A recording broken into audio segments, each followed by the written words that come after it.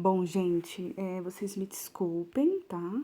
Pela falta de qualidade do vídeo anterior, mas eu fico muito nervosa e aí o meu peito parece que vai ficando menor e aí parece que não entra ar e eu não consigo respirar direito. Então eu acredito que vocês não tenham um vídeo muito maravilhoso. Eu vou tentar melhorar ao longo do tempo, né? Porque vamos ficar um bom tempo fazendo isso. Porque se não for isso, vai ser cópia na internet. Enfim, né? Deixa eu tirar minha cara daqui, me desculpem, tá? É que aí meu peito parece que eu não consigo respirar, de tão nervosa que eu fico. Eu prefiro 1000 vezes ir pra escola. Eu sou professora, eu não sou youtuber. Bom,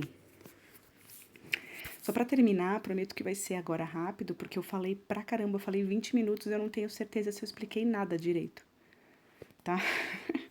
Então vamos falar mais um pouquinho agora do capitalismo, é uma parte mais teórica, mas quando a gente for falar das empresas, eu vou tentar dar exemplos, tá? Eu preparei alguns exemplos com empresas que a gente conhece. Bom, o capitalismo é um sistema econômico que visa a acumulação e isso determina como a gente produz as coisas, os bens materiais que a gente precisa para viver.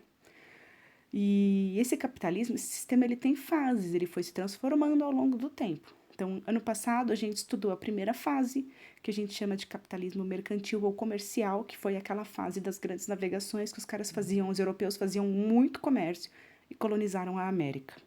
Depois eles vão fazer a Revolução Industrial e vão entrar na segunda fase do capitalismo, capitalismo industrial. Hoje a gente já está numa fase que a gente chama de capitalismo financeiro monopolista, porque nós temos a indústria e os bancos aliados. Aliás, os bancos são as instituições que mais lucram no mundo. No mundo. Vocês viram que o Itaú ganha em 3 meses 7 bilhões. Né? Tadinho do Itaú, eles perderam... Eu ainda tô com muita dó do Itaú. Bom, então vamos explicar alguns conceitos. O conceito de monopolista. Vocês já jogaram Monopoly, né? O banco imobiliário. Qual que é o objetivo do jogo? Ganhar de todo mundo. E ferrar todo mundo. E acumular tudo. Então, monopólio, ser monopolista é você ter domínio exclusivo sobre um setor da economia, sobre um produto, por exemplo, sei lá, carro. Então, o meu objetivo é eliminar todos os meus concorrentes para que eu possa mandar e desmandar. Agora, uma empresa ter um monopólio sobre um setor, isso é bom ou ruim para nós que somos consumidores? Isso é ruim, porque se a gente só tiver uma empresa, a gente não tem competição entre as empresas. Então, se essa empresa oferecer um serviço de merda por um preço muito alto, você vai ter que pagar aquilo e ter aquele serviço, porque você não vai ter escolha. Pra gente é bom que tenha muitas empresas para que elas briguem entre si, para que a gente tenha algum benefício, ou um preço mais justo, ou um serviço de melhor qualidade. E outro conceito que é importante aqui é o conceito de oligopólio, que é o domínio de poucas empresas que decidem fatiar o mercado. Por exemplo, aqui em São Paulo, a gente tem 4 empresas que fornecem serviço de telefonia móvel para nós, que é a Vivo, a TIM, a Oi e a Claro. Então, você tem 4 empresas. E essas empresas, elas não têm uma variedade de preços tão absurda. Elas têm as promoções de vez em quando. Mas se você for pesquisar os melhores planos de cada empresa, elas são planos parecidos e por um preço meio parecido. E a empresa que tem um serviço um pouquinho melhor que a Vivo, ela cobra um pouquinho mais. Então, você tem um oligopólio de empresas sobre o serviço de telefonia. Você não tem muitas opções. Você fica preso a essas empresas. Tudo bem até aqui? Espero que sim, se não tiver, me manda uma mensagem. Então, você vê, fazer só um comentário sobre a Europa, né? Que a Europa é uma coisa muito bonita, né? A Europa começou o capitalismo, colonizando a América, escravizando os africanos e os indígenas. Muito bem. Aí depois a Europa vai e também faz a mesma coisa na África, na Ásia e na Oceania. Ou seja, a Europa conquistou o mundo inteiro. Eles exploraram a terra de todo mundo, eles escravizaram uma porrada de gente, eles estupraram uma porrada de mina, eles mataram uma porrada de gente. E aí hoje as pessoas ficam, a Europa é maravilhosa, a Europa é maravilhosa. É claro que a Europa é maravilhosa, porque eles se construíram às custas da acumulação de riqueza que eles fizeram sobre outras terras e outros povos. Então é muito fácil você ter um país maravilhoso, todo conectado por trens, e tudo lá é bom, tudo funciona, é óbvio, porque eles exploraram o mundo inteiro. Muito bem, vamos falar agora das táticas das empresas. Como é que as grandes empresas, e eu tô falando de grande empresa, eu não tô falando da tiazinha que tem uma lojinha de doce na esquina, como é que elas fazem para controlar os mercados e ganhar mais dinheiro? Então, a gente tem 3 táticas principais, que é o cartel, o holding e o trust. E aí eu vou explicar um por um para vocês, com imagens. Vou começar com o trust, que é mais fácil de entender.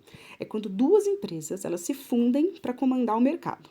Um exemplo é a Sadia e a Perdigão. Só que você percebe que a Sadia e a Perdigão mantém o nome Sadia e Perdigão. Porque quando você cria uma conexão com o cliente, se você mudar o nome, pode ser que aquele cliente não goste mais, não queira mais comprar aquela mercadoria. Mas a Sadia e a Perdigão, fundiram, elas são uma única empresa. Então, elas comandam todo esse setor alimentício que elas controlam. Depois a gente tem também cartel. Cartel, aqui no Brasil e na maior parte dos países do mundo, isso é uma coisa ilegal, tá? Cartel é quando empresas do mesmo ramo, ou seja, que produzem a mesma coisa, fazem acordos para fixar preços no mercado. Então, por exemplo, eu tenho uma empresa, sei lá, a Vivo e a Claro, vamos supor. Porque uma hora vai ter só a Vivo e a Claro. Vamos supor que só tivesse a Vivo e a Claro. E aí elas fazem um acordo entre ela de preço. Então, assim, elas vão variar muito pouco os preços. Então, a gente não vai ter escolha, porque ou você paga um ou você paga o outro. Então, elas estão evitando a concorrência entre elas para disputar clientes e elas vão ganhar muito mais dinheiro porque elas vão poder cobrar muito mais e a gente não vai ter escolha. Tô falando, isso é ilegal. E a gente usa essa mesma expressão para falar de drogas, né? O tráfico de drogas, a gente fala o cartel de Medellín, né? Porque o cartel são traficantes, quando a gente fala de drogas, que fazem acordo entre si para ver quem domina que área e quanto vai custar. Tanto que você sabe que...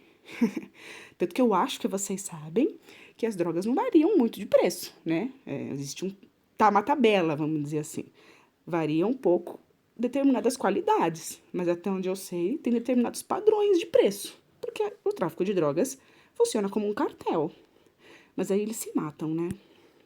Bom, uma coisa que é muito comum aqui no Brasil, pelo menos, são postos de gasolina, né, que fixam preços para evitar. Então, assim, se a gente ficar competindo entre si, a gente vai ter que abaixar o preço e a gente vai lucrar menos. Então, vamos colocar nós 3 o preço lá na altura, lá em cima, que aí as pessoas não vão ter escolha, elas vão ter que pagar. Elas vão ter que parar o carro delas aqui e vão ter que pagar. E aí a gente vai ganhar muito mais dinheiro, ok? E a gente tem holding. Holding, da palavra em inglês hold, significa segurar, né? Então, é quando uma empresa que não produz nada, ela é uma empresa que só administra outras trocentas empresas através de ações. Ela compra ações daquela empresa no mercado de ações. Então, você vê aqui no centro da imagem, tem Nestlé, Kraft, Coca-Cola, Pepsico, Kellogg's, P&G, toda Johnson Johnson. Essas são empresas que são holdings. Elas nem produzem mais nada.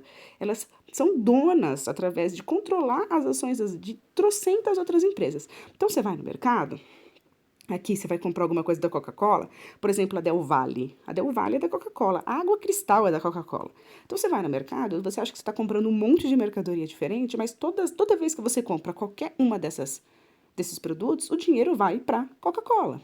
Então eu dei um close aqui, que eu achei na internet, da Unilever. Eita. Perdão. Aí. Então, aqui é a Unilever. A Unilever é uma holding, e ela controla todas as empresas através de ações. E você vê que ela controla empresas que produzem coisas diferentes. Então, se você vai lá e compra um produto da Dove ou da Rexona, você está comprando produto de higiene pessoal. O dinheiro vai para a Unilever. Se você vai comprar caldo Knorr ou um macarrão da Knorr, o dinheiro vai para a Unilever. Então, eles ganham dinheiro em vários setores. E eu trouxe também a P&G, que é muito famosa nos Estados Unidos, dona de muitas coisas. Então, se você ver aqui no cantinho direito, a P&G é dona da Always e da Tampax, que são 2 marcas de absorvente. Então, se você está pensando que você está escolhendo marcas, qualidades e tudo mais, na verdade, você está escolhendo coisas muito parecidas. Só para a gente terminar, vamos lembrar um pouquinho que a gente fala muito hoje de neoliberalismo, E aqui o que a gente está estudando é século XX, é de 1900 a anos 2000, e o neoliberalismo do século XX fala muito em livre mercado, de que a concorrência é muito bom para a economia e que o governo não pode interferir na economia. O que é muito curioso, porque eles fazem acordo entre eles para evitar a concorrência para ter mais lucro.